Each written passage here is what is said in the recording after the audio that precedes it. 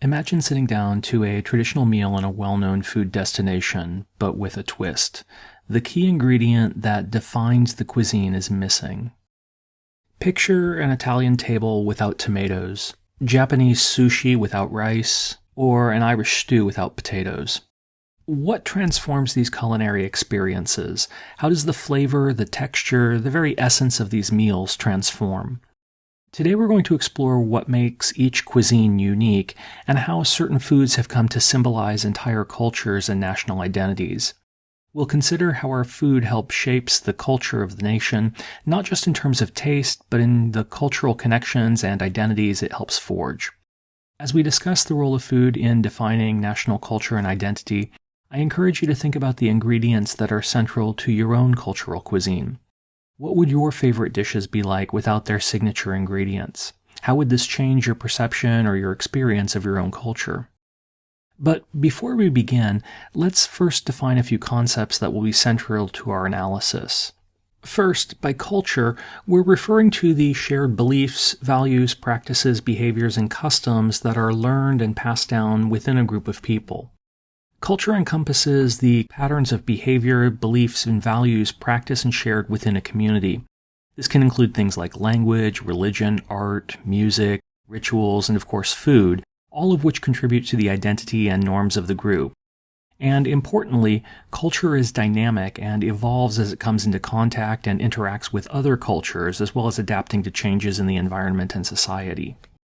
In this context, cuisine refers to the distinct culinary practices, ingredients, dishes, and cooking styles that are characteristic of a particular region, country, or cultural group.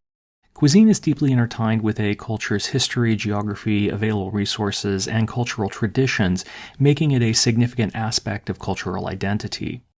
More than just a method of preparation, cuisine reflects the ingredients that are available locally, the historical and economic developments, cultural preferences, and exchanges. It's a tangible expression of cultural heritage and identity, often passed down through generations and adapted over time. And finally, national identity is the sense of belonging to a particular nation or country and sharing a common culture and history. National identity is often defined by a combination of factors, including language, history, traditions, symbols, and notably national dishes and cuisines that are recognized as part of a country's historical heritage and pride. It often embodies the symbols, myths, and rituals that are celebrated by a nation.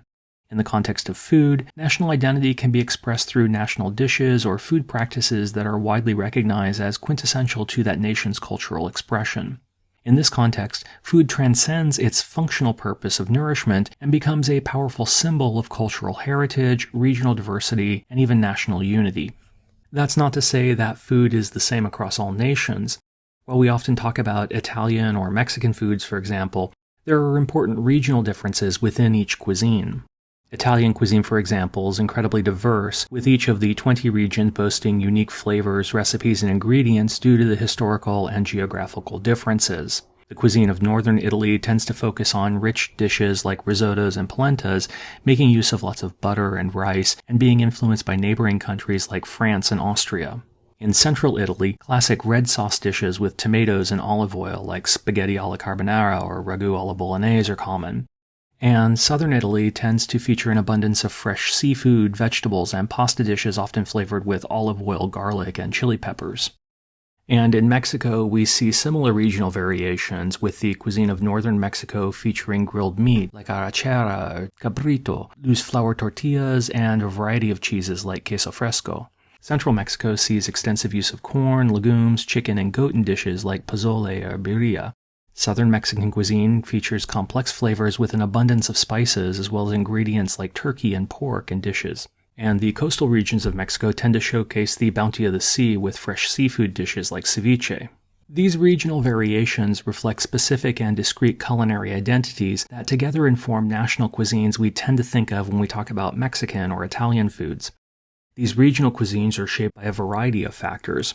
First, the regional geography of the country often shapes local and regional cuisines. Different regions have varied climates, terrain, soil types, and access to water bodies, which can influence the types of crops and livestock that can be raised. For example, coastal areas like coastal Italy and Mexico may have diets rich in seafood, while inland areas like much of Sonora may rely more extensively on grains and livestock.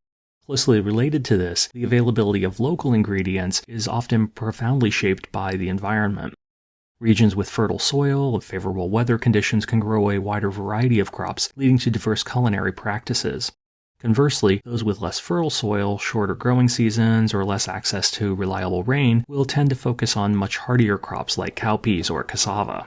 The culinary traditions of original inhabitants of a region, as well as those of the first settlers, often leave a lasting mark on the cuisine. They often introduce unique ingredients, cooking techniques, and flavor profiles. A classic example of this impact can be seen in the cultivation of corn and indigenous farming methods of the Americas adopted by British settlers to the Americas in the 1600s. More broadly, the exchange of goods and the movement of people across regions introduce new ingredients and cooking techniques, leading to culinary fusion and innovation.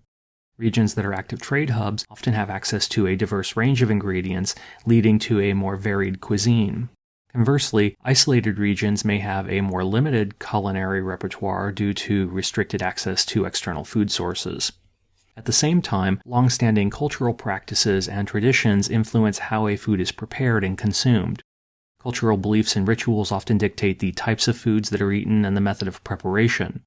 These cultural practices, often associated with religious or ethnic identity or within broader social customs, can significantly impact food choices and preparation methods.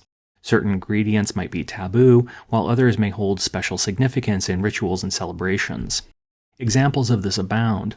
The consumption of pork is considered taboo in Judaism and Islam, and Hindus consider the cow a sacred animal and thus forbid the consumption of beef. By contrast, bread and wine both hold central significance in Christian rituals like the Eucharist and the Holy Communion. Similarly, the Thanksgiving turkey in the United States has become a cultural symbol there. And in many Western cultures, the wedding cake is viewed as a symbol of fertility and good luck, and the act of cutting the wedding cake together symbolizes the couple's shared life and commitment. Finally, historical events, wars, famines, and other significant events can disrupt traditional food systems and lead to the adoption of new culinary practices.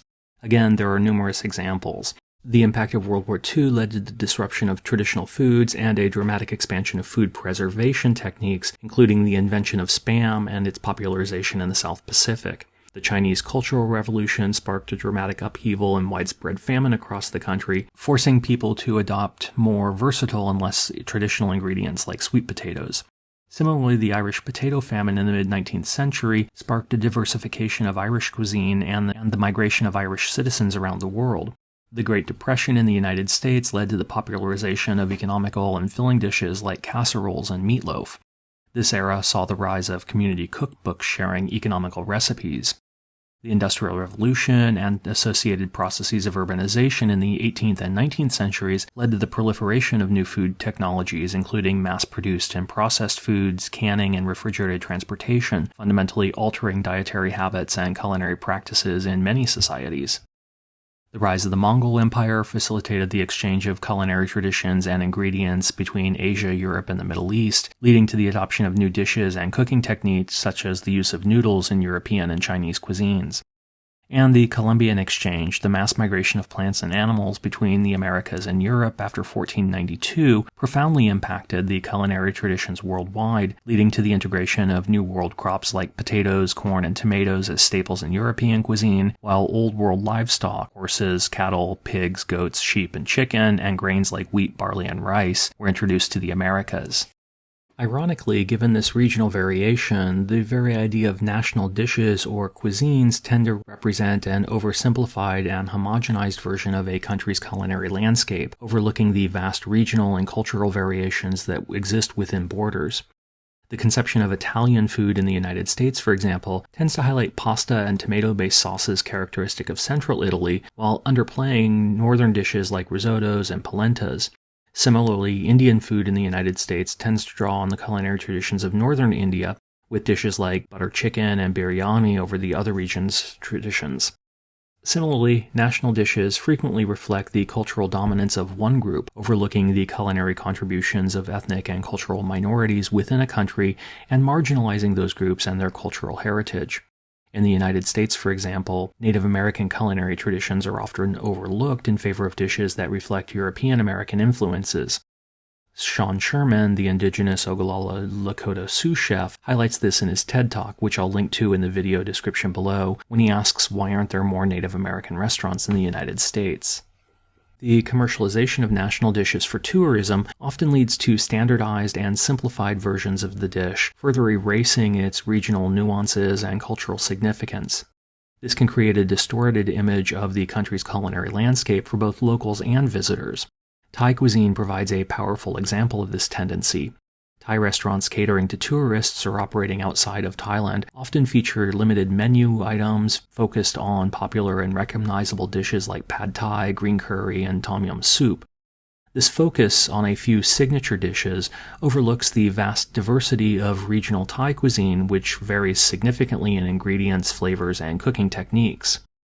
To cater to a broader palate, tourist-oriented Thai restaurants often tone down the spiciness and the complexity of traditional Thai flavors, leading to a homogenized and less authentic experience for those seeking the true essence of Thai cuisine. Further, to ensure consistency and cost-effectiveness, many restaurants rely on standardized ingredients often sourced from outside the region. This can compromise the freshness and quality of the dishes, as well as the unique flavors that come from locally sourced produce. In pursuit of mass appeal, the cultural context and stories behind the traditional Thai dishes are often lost, disconnecting the food from Thailand's rich history and regional significance, reducing it to a mere culinary commodity. And in doing so, this can often lead to a divergence of the food so far from the original that its authenticity begins to be called into question. This is a significant topic that we'll explore in greater detail in another video, but it's important, so it deserves mention here.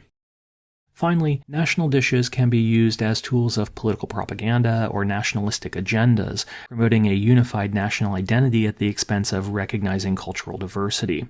This can lead to the exclusion of groups whose culinary practices don't align with the dominant narrative. And conversely, fights over the geographic origins of specific foods often pit countries against one another. For example, Lebanon, Israel, Palestine, Jordan, and Syria all claim to be the originator of hummus, and India, Pakistan, Bangladesh, Iran, and Somalia all claim the samosa as their own. As a result, it's important to recognize that the concept of national dishes is a social construct that can be both inclusive and exclusionary. While these dishes can serve as important symbols of national pride and unity, they can also perpetuate cultural stereotypes and erase the culinary contributions of marginalized groups. By acknowledging the diversity within national cuisines and celebrating the unique culinary traditions of different groups and regions and communities, we can foster a more inclusive and accurate understanding of food and culture. But that's it for now. Please leave any questions you have in the comments section below, and thanks for watching. Bye.